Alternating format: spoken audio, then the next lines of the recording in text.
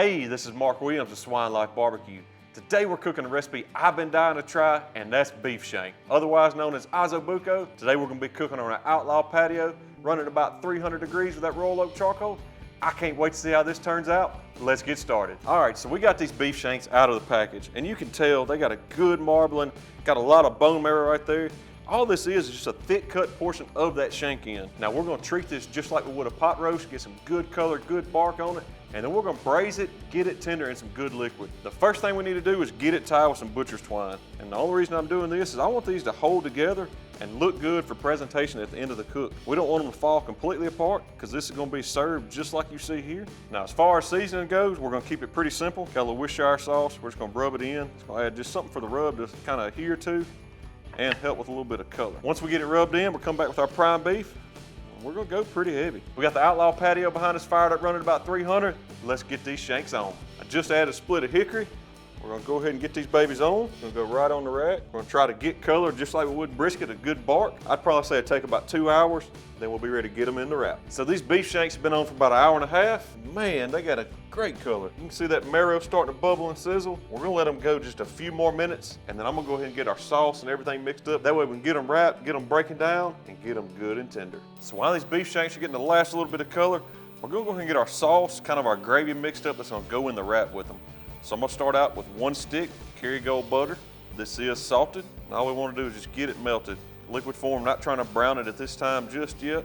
Y'all seen me make a ton of gravy before. It's pretty much equal parts oil or your fat with flour. All right, you can see we got our butter melted. We'll go ahead and incorporate our 1/2 cup of flour. Get it mixed in, incorporate it good, get all the lumps out of it. You're basically making similar to a roux kinda. Now is when you kinda wanna start browning your flour, getting that butter browned up. Get all the lumps out of it. You're gonna start seeing some of that flour and butter start browning in the middle. After about 5 to 7 minutes, this is the color you should have. Not gonna let it get any darker. Got 5 cloves of garlic chopped. Go ahead and add it in here. 3 shallots chopped. Let these kind of sweat down some. Now you're talking about something that smells good. Now, all that garlic and onions, or shallots, excuse me, fancy onions. Once they cook down a little bit, got a 1/2 cup of red wine. Now this is gonna thicken up on you pretty quick, so you gotta be quick. Once it does, go ahead with your beef broth. Get it mixed in slowly.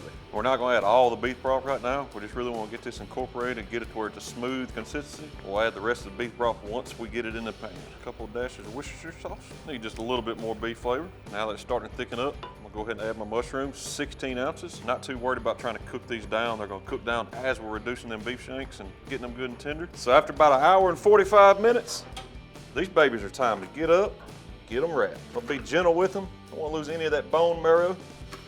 So that's gonna be the best part. All we're gonna do is take our mushrooms, kind of our gravy mixture, go right over the top, add a little bit more broth, that way we have plenty of liquid in here. We're gonna take a ThermalWorks dot, I'll slide it right down in this thick portion, away from the bone, get it covered up in foil, and it goes right back on the pit.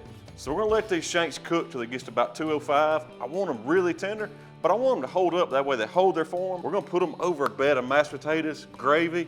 Hey, that's meat and potatoes, that's my kind of meal. I can't wait to see how this turns out. All right, so these shanks have been wrapped for about 1.5 hours. They've hit 206. So what I'm gonna do is get the foil off of them, slide it out here so you can see.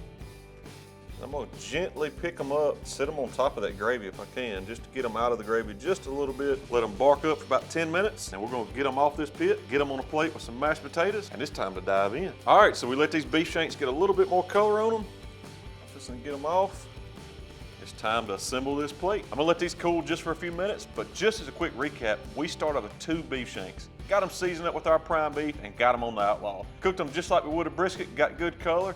We made us a good gravy, good sauce to go in there as we wrapped it, and we cooked it till it was tender. You see what we got here? It is just beautiful pieces of beef. We're gonna go ahead and place them right in these potatoes. Get us a little gravy over the top. Of course, you gotta get all those mushrooms. Made an excellent gravy. Thickened up real nice. And just for a pop of color, of course, I love onions. Sprinkle some onions right over the top. Braised down, beautiful beef shank. I'm eyeballing that bone marrow, I'm not gonna lie. So to me, this dish turned out awesome. It's got great color, smells awesome, got all my favorite things, meat and potatoes, little mushrooms. It's time to see if we can't create the perfect bite. So I'm gonna go in here and spoon out a big piece of this old bone marrow. Come around the side, give me a little piece of meat right on top. Here it goes. I've never cooked bone marrow long, low, and slow like that. and it completely changes. I mean, it's buttery smooth, all the flavor you'd ever want. It's a heck of a meal right there. That's a wrap for today at Swine Life. I would devour this in front of y'all, but this is mine and the camera lady's supper tonight, so we're finna get in here and dive into this meal. Y'all gotta give these shanks a try. Reach out to BFR Beef, see what all they have. They had a ton of great selections. Give these shanks a try because you won't regret it. Y'all got any questions, shoot us a message on Facebook or Instagram. And as always, like and subscribe to the channel, and we'll see y'all next time.